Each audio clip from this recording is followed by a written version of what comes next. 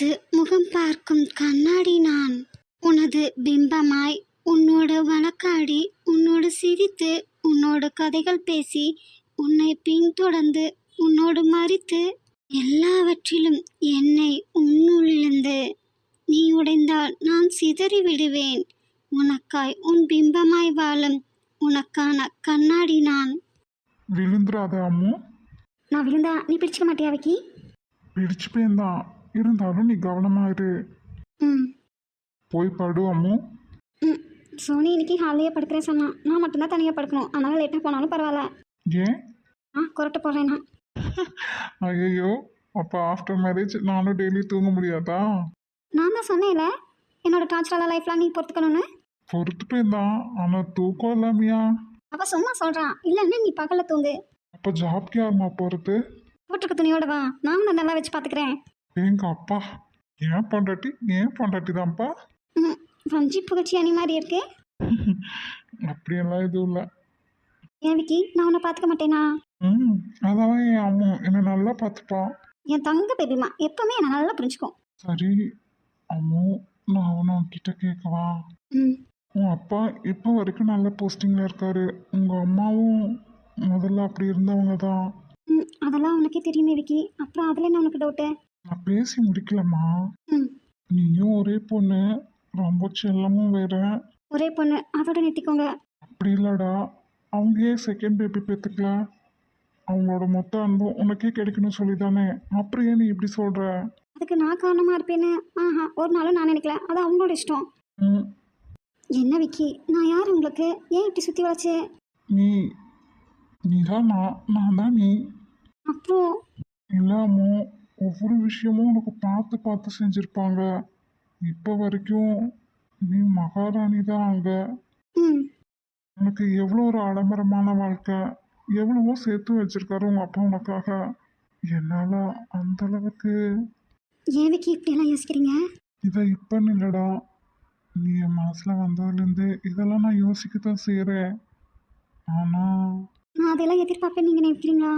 எனக்கு தெரிஞ்ச வரைக்கும் இப்போ வர என் அம்மா அப்படிப்பட்டவன் இல்லை. பிற்பாடும் நான் அப்படியெல்லாம் இருப்பேன்னு நினைக்காதீங்க, யோசிக்க கூட செய்யாதீங்க. நான் அப்படியெல்லாம் மாறிட மாட்டேன். எனக்கு நம்பிக்கை இருக்கும் அம்மோ, ஆனால் ஒரு நாள் இல்லை ஒரு நாள் நீ ஃபீல் பண்ணவே இல்லை. அதுக்கு என்னென்ன? சும்மா எக்ஸாம்பிளுக்கு தான் சொல்கிறேன். இப்போ நம்ம தங்கியிருக்கிற இந்த வீடு கூட உங்கள் அப்பா உனக்காக இங்கே வாங்கியிருக்கிறது தானே. ம் எங்கள் அம்மா சொல்லி தானே அனுப்பினாங்க. இல்லை அம்மோ, உங்கள் அப்பாவுக்கு இந்த மாதிரி இங்கே மட்டும் இல்லை, இன்னும். இங்கே பாருங்க விக்கி, நான் உங்ககிட்ட மட்டும் இல்லை, என் அப்பா அம்மா, உங்கள் அப்பா, யார்கிட்டையும் எதையும் எதிர்பார்க்கல. மேரேஜ் கூட ரொம்ப சிம்பிளாக ரெஜிஸ்டர் ஆஃபீஸ்லேயே பண்ணிப்போம். நம்ம வாழ்க்கை யாரை டிபெண்ட் பண்ணியும் யாரையும் நம்பியும் இருக்க வேண்டாம். 2 பேரும் ஏர்ன் பண்ணுவோம், எல்லாத்தையும் ஷேர் பண்ணிப்போம். இப்போ பேசுறதுக்கெல்லாம் நல்லா தான் இருக்கும் ரேவதி. ஆஃப்டர் மேரேஜ் ஸ்ட்ரகிள்ஸ் கண்டிப்பாக வரும். எந்த ஒரு ரிலேஷன்ஷிப்லேயும் அப்ஸ் அண்ட் டவுன்ஸ் இருக்கத்தானே செய்யும். இத்தனை வருஷமாக எப்படி நீங்கள் எனக்காகவும் நான் உங்களுக்காகவும் இருந்தமோ, அதே மாதிரி தான் லைஃப் லாங் இருக்கணும். தேர்ட் பர்சன் நம்ம லைஃப்பில் யாரும் வரக்கூடாது, வரவும் விடக்கூடாது. எந்த ஒரு சூழ்நிலையிலும் 2 பேரும் பிரியணும்னு மட்டும் நினச்சிடவே கூடாது. உங்கள் அம்மா கல்யாணத்தை பற்றி பேசுனதுலேருந்து நானும் அதை தான் யோசிச்சுட்ருக்கேன். லவ் ஃபெயிலியர் கூட ஏதோ, ஆனால் மேரேஜ் லைஃப் ஃபெயிலியருங்கிறது, அதுவும் லவ் மேரேஜ் ஃபெயிலியருங்கிறது ரொம்ப கொடுமை. ஏன்டா போய் இவங்களையும் எல்லாம் லவ் பண்ணி மேரேஜ் பண்ணோன்னு நினைக்கிற அளவுக்கு ஒரு வாழ்க்கையை மட்டும் வாழ்ந்துடவே கூடாது. கண்டிப்பாக நான் அப்படி ஒரு வாழ்க்கையை உனக்கு தர மாட்டேன். நான் எவ்வளோ சண்டை பட்டாலும் எவ்வளோ பிரச்சனைகள் வந்தாலும் என்னை இதே மாதிரி முத்தம் கொடுத்தே சரி பண்ணிடு. ட்ரை பண்ணுறேன் அம்மு, ஆனால் நான் எல்லா சமயத்துலையும் ஒரே மாதிரி இருக்க முடியாது தான். என்னை எப்பவும் உன் குழந்தையாவே பாரு விக்கி, அப்போ தான் நீ என்ன என்றைக்கும் கைவிட மாட்டேம்மா. ஆனால் ரொம்ப கோவத்தை உன் மேலே காட்டிடக்கூடாதுன்னு நினைக்கிறேன். அப்படி ஒரு சூழ்நிலை அமையாமல் இருந்தால் ரொம்ப சந்தோஷம். உங்கள் கோபத்தை கூட நான் பொறுத்துப்பேன் விக்கி, ஆனால் உடஞ்சி மட்டும் போயிடாதீங்க. சத்தியமாக என்னால் தாங்கிக்க முடியாது. நான் உங்களை உடையாமல் பார்த்துக்கிறேன், நீங்கள் நான் உடஞ்சாலும் பார்த்துக்குங்க. தேங்க்யூ. நமக்கான ஒரு குட்டி வீடு, அது நிறைய அன்பு, அப்பப்போ கொஞ்சமாக சண்டை, கூடவே நிறைய சமாதானம். என்ன போல் ஒன்று உன்னை போல் ஒன்று, ஆடம்பரமாக இல்லாத வாழ்க்கை அப்படின்னாலும் பரவாயில்ல. என்ன உண்மையாக நேசிக்க நீ போதும், இந்த வாழ்க்கையை ஆனந்தமாக வாழ்ந்துருவேன். என்னைய சமாளிக்க நீயும் உன்னைய மேய்க்க நானும் போதும். வேற யாரும் நம்ம லைஃப்ல வேணாம். வேணும்னு அடம் பிடிக்கிற அளவுக்கு என் வாழ்க்கையில நான் எதையுமே நேசிக்கல உன்னை தவிர. Never want any expensive gift from you. All I need is your love, care, loyalty, trust, time or promise for our. எவ்வளோ ஆசைகள் உனக்குள்ள. ம் என் அம்மா தூங்குற அழகே தனிதான். ரசிச்சுக்கிட்டே இருக்கலாம் போல இருக்கு. இரவுக்கு நிலவாக நீ தோன்றினாய், தரையிறங்காமல் தள்ளி நின்று வதம் செய்கின்றாய். நான் போகும் வழியெல்லாம் ஒளி வீசினாய், என் உலகெங்கும் அழகாக நிறம் பூசினாய்.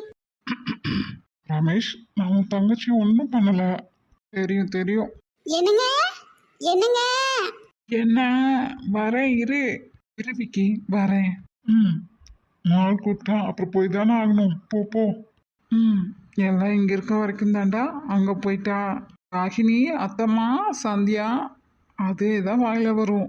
நம்மளையெல்லாம் கண்டுக்க மாட்டாளுங்க. உனக்கு உன் பிரச்சனை. உனக்கு என்னப்பா? தலைவலியும் பல்வலியும் அவனுக்கு தானே தெரியும். என்னங்க நான் வந்து பேசுறேன். போ. அப்புறம் டென்ஷன் ஆகி புரிஞ்சு தள்ளிடுவாங்க சிஸ்டர்.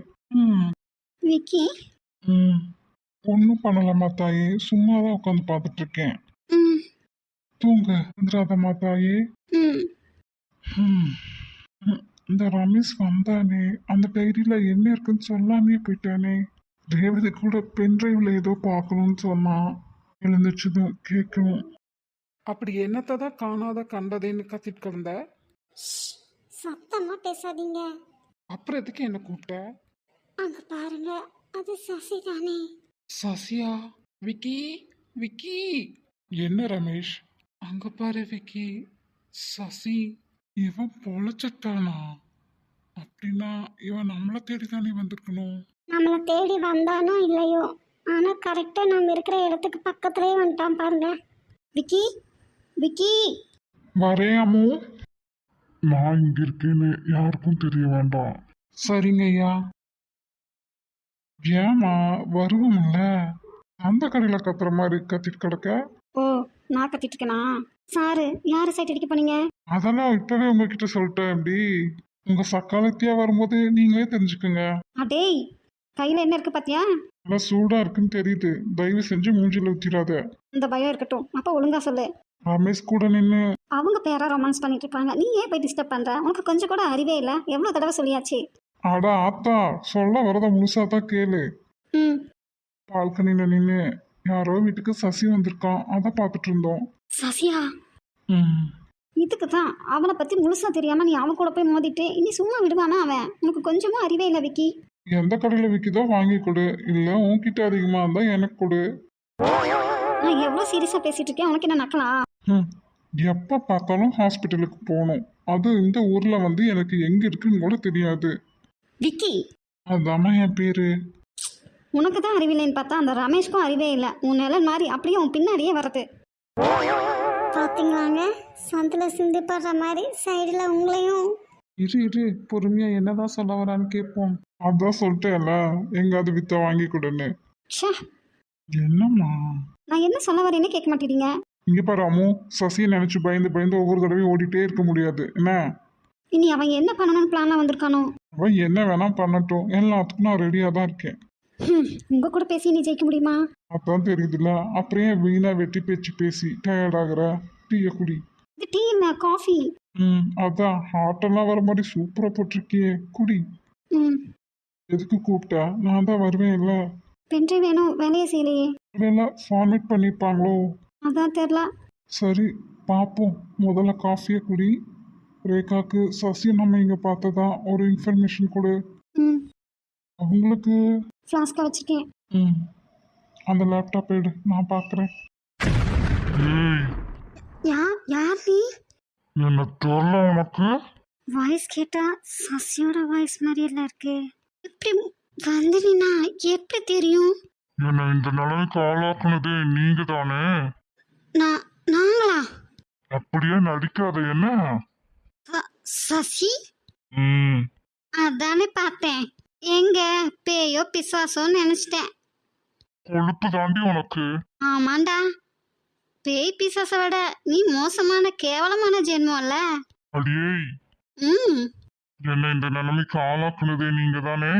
நீ சொல்லிதானே? நாங்க என்ன பண்ணோம் உன்ன? நீ செய்யற எல்லா செயல்களுக்கும் ஒரு எதிர்வினை உண்டு. கர்மா உன்னை திருப்பி வச்சு செய்யுது, அவ்வளவேதான். இதுக்கு நான் எந்த விதத்துலயும் காரணம் இல்ல. அத்தனையும் வாய் பேசுறதுக்கு ஒன்னும் குறைச்சல் இல்ல. சிவா செத்து கூட உனக்கெல்லாம் திமிர அடங்க மாட்டேங்குது இல்ல? அநியாயமா உன்னாலதான் அவன் உயிர் போச்சு. சிவா சிவா கூட நான் தானே இருந்தேன். அவர் உயிர் பிழைச்சிட்டாரே, இவன் என்ன இறந்துட்டாருங்கிறான். கடத்திட்டு போய். ஐயோ சிவா, உன் நாக்கு அழுகி போகட்டும். கண்டிப்பா சிவாலாம் இறந்திருக்கவே மாட்டார். அடியே அருவி கெட்டவளே, உன் பிறந்த நாள் அன்னைக்கு நான் தானடி அவனை ஆக்சிடென்டே பண்ணேன். அப்புறம் எப்படி அவன் சாகாம இருப்பான்? என்ன இவன் ஆக்சிடென்ட் ஆனதை பத்தி சொல்றான்? அப்பா, யார் அவரை கடத்தினது? அடியே, அநியாயமா ஒருத்தனை கொன்னுட்டு அப்படியே நலவ மாதிரி வேஷம் போட்டு வந்து இங்க உட்காந்துட்டு இருக்க. நானா கொலகாரியா? டேய் மூளை இல்லாத முண்டமே, அதை பண்ணினது நீடா. தப்பு செஞ்சவங்களோட செய்ய தூண்டவங்களுக்கு தான் பாவமும் தண்டனையும் அதிகம். கைய தூண்டுறாங்க தூண்டல, அதெல்லாம் இருக்கட்டும். உனக்குன்னு ஒரு சுய புத்தி இல்ல? யோசிக்கிறதுக்கு மூளை இல்லாம போயிடுச்சா என்ன? மூளையை வீட்லயே கழட்டி வச்சுட்டு வந்துருவியா? அதனாலதான் பெரிய கோடீஸ்வரன்னு கர்வத்துல திரிகிற நீ இப்ப தெருக்கோடியில இருக்கிற நாட்டை வந்து நிக்கிற. நீதானடி என்ன குடோன்ல வச்சு எரிக்க சொன்ன. நானா? நீ சொன்னதாலதான் அவனுங்க வந்து என்ன அப்படி பண்ணாங்க. குடோன்ல வச்சு என்னை எரிச்சு என் உடம்புல கருகிருச்சு. அதனாலதான் நான் இந்த வேஷம் போட்டு வந்து நின்றுருக்கேன். நீ எனக்கு பண்ணத யாரோ உனக்கு பண்ணிருக்காங்க. அப்ப கூட நீ சாகலையே. யாரோ இல்ல, என்னோட ஃப்ரெண்ட்ஸ். ஃப்ரெண்ட்ஸா? அந்த 2 எலும்புனுங்க. யாரா இருக்கும்? பரமும் பார்த்தாவுமா இல்ல விக்கியும் ரமேஷுமா? என்ன அப்படியே ஒன்னும் தெரியாத மாதிரி நடிக்கிற? கண்டிப்பா என்னோட ஃப்ரெண்ட்ஸ் எல்லாம் உன்னை அப்படி பண்ணிருக்க மாட்டாங்க. நான் உங்களை உன் வீட்லயே நிறைய தடவை பார்த்திருக்கேன். எவ்வளவு தடவை நான் சொல்லியிருக்கேன் யாரும் வரக்கூடாதுன்னு. அதை மீறி நீ வர வச்சு இல்ல. ஐயோ, யாருன்னு தெரியலையே. யார் பண்ணியிருந்தாலும் உனக்கு இது தேவைதான். எனக்கு தேவையா? திருப்பி கொடுக்காம விடுவேனா நான்? சிவா என்னோட கொள்கைக்கு எகென்ஸ்டா இருந்ததாட்டி அவனையே நான் கொன்னுட்டேன். இவனுங்களை நான் சும்மா விடுவேனா? நீ அவங்கள ஒன்றும் பண்ணாமே அவங்க உன்னை இந்த கதிக்கு ஆளாக்கியிருக்காங்க. அவங்கள நீ பண்ண ட்ரை பண்ணா இனி உன்னை சும்மா விடுவாங்களா அவங்க? அதையும் தான் நாங்க பார்க்கிறோமே. நல்லா பாரு பாரு. பார்க்க தாண்டி வந்தேன். சிவா இல்லாம நீ எப்படி உருகி உருகி சாகுறேன்னு. நான் ஏன்டா சாகணும்? நீ அவன் இல்லாம ஹாப்பியா சந்தோஷமா இருக்கேன். சி, நீ எல்லாம் ஒரு ஜென்மமா என்னவா ஏமாத்திருக்கிற நீ அவனை? முன்னால தேவையில்லாம நான் அவனை. சசி, எப்பவுமே பாஸ்ட் லைஃப்பில் சந்தோஷமான மெமரிஸ் மட்டும்தான் ஞாபகம் வச்சுக்கணும். கசப்பான சம்பவங்களை ஞாபகப்படுத்திக்கவே கூடாது. அப்புறம் சிவா இப்போ இல்லைன்னு யார் உன்கிட்ட சொன்னா? சொன்னதே நான் தான், எனக்கு தெரியாதா? காப்பாற்றி என் உள்ளங்கையில் இல்லை கண்ணுக்குள்ளே வச்சு பார்த்துக்கிட்டவன் எனக்கு தெரியாதா? எல்லா ரிலேஷன்ஷிப்லேயும் 3 ஸ்டேஜஸ் மெயினாக வரும். ஃபர்ஸ்ட்டு, ஒருத்தவங்களை நம்மளுக்கு பிடிச்சிருக்குன்னா அவங்களுக்கு என்ன பிடிக்கும்னு பார்த்து பார்த்து செய்வோம். செகண்டு, ஆப்போசிட் பர்சனுக்கு பிடிச்சது எல்லாமே நமக்கு பிடிச்சதா மாற்றிக்க ட்ரை பண்ணுவோம். அதே மாதிரி அவங்கக்கிட்ட இருக்கிற நெகட்டிவ் அதை கூட நம்ம ரசிப்போம். தேர்டு, அவங்கள நம்ம கேர் பண்ணுறதா நினச்சிட்டு அவங்க எப்பவும் ஹெல்த்தியாக சேஃபாக இருக்காங்களான்னு வாட்ச் பண்ணிவிட்டு அவங்கள நம்ம கைக்குள்ளே கண்ட்ரோலில் வச்சுக்கணும்னு நினைப்போம். அது மட்டும் இல்லை, உன்ன மாதிரி தேர்ட் பர்சன்ஸ்னால நிறைய சண்டைகள் பிரச்சனைகள் எல்லாமே வரும். அதெல்லாம் நம்மளை சுனாமி மாதிரி அடிச்சுட்டு போய் சம்மந்தமே இல்லாத இடத்துல உட்கார வைக்கும். இனி நீ எனக்கு தேவையே இல்லை, நான் உனக்கு தேவையே இல்லைன்னு ரிலேஷன்ஷிப் உடஞ்சி போயிடும். நீ இந்த ஸ்டேஜில் தான் நானும் சிவாவும் பிரிஞ்சிருவோன்னு நீ ரொம்ப எதிர்பார்க்குற. ஆனால் அதுதான் நடக்கவே நடக்காது.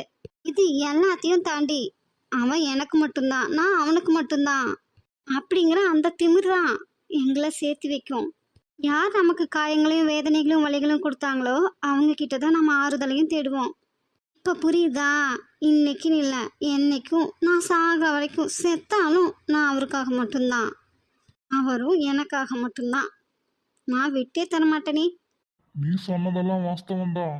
உன்னை யார் சிவாவை விட்டு தர சொன்னா? விட்டே தராதம்மா, அவன் தான் உயிரோடு இல்லையே. அட முட்டாள், நீ எல்லாம் எப்படிதான் இவ்வளோ பெரிய பிஸ்னஸ் மேன் ஆன?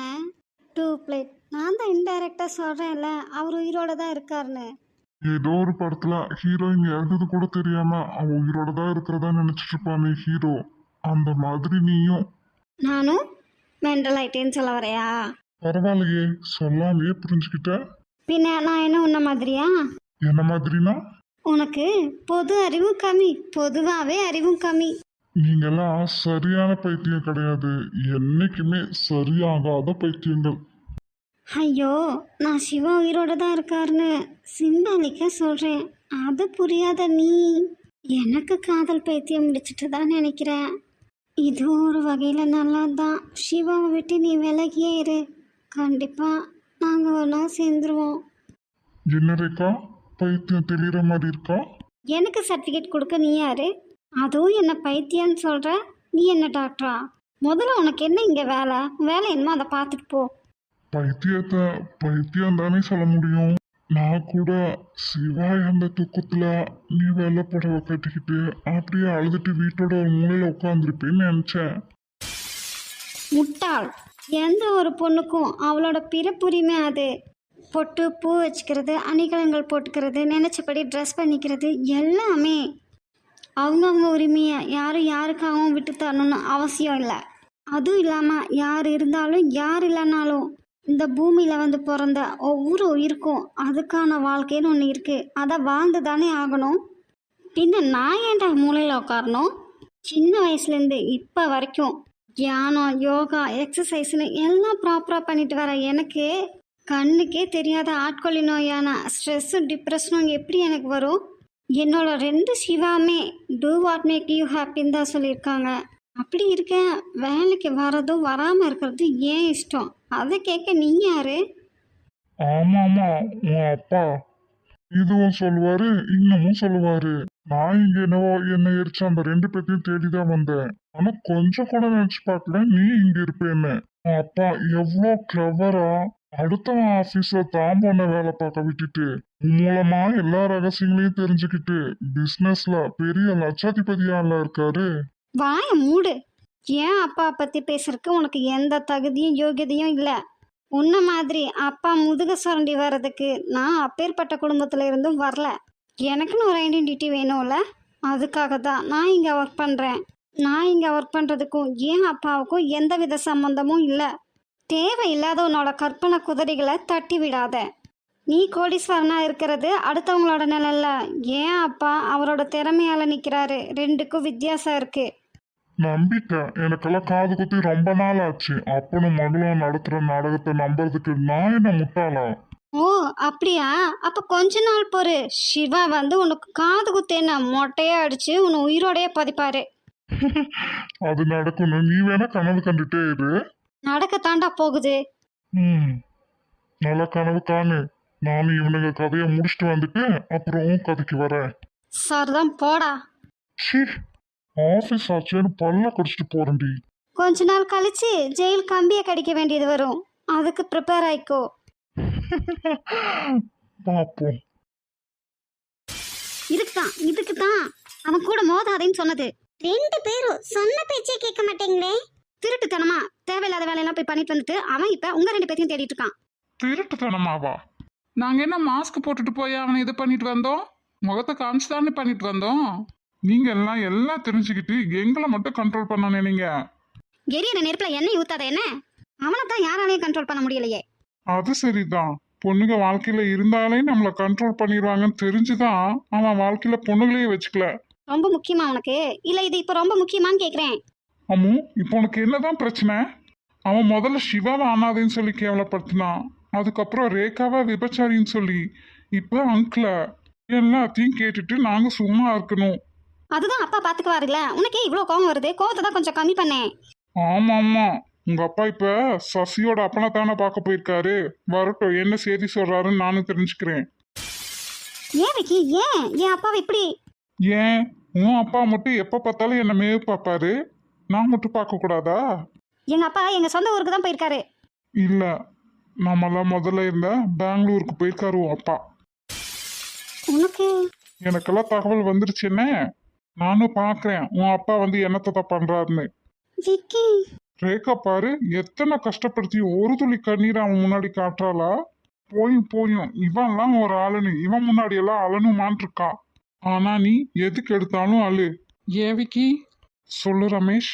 ரேகா பர்த்டேக்கு முன்னித்த நாள் சசியோட அப்பா இறந்துட்டதால சிவா குழி வச்சதால தான் அவங்கள மீட் பண்ண வச்சதான் ரேகா சொன்னான். ம் என்ன இப்போ நீ தானே சொன்னேன் சசியோட அப்பாவை ரேவதி அப்பா பார்க்க போயிருக்காருன்னு. சசியோட அப்பா எல்லாம் இறக்கல. என் அப்பாவுக்கு பெங்களூர்ல இருக்கிற ஃப்ரெண்ட்ஸ் மூலமா கிடைச்ச இன்ஃபர்மேஷன் இது.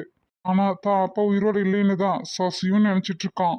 இந்த விஷயத்த எல்லாரும் ரகசியமா தான் மெயின்டைன் பண்றாங்க. அப்போ எங்கள் அப்பா எங்கள் சொந்த ஊருக்கு போகலையா? கன்ஃபார்மாக தெரியுமா?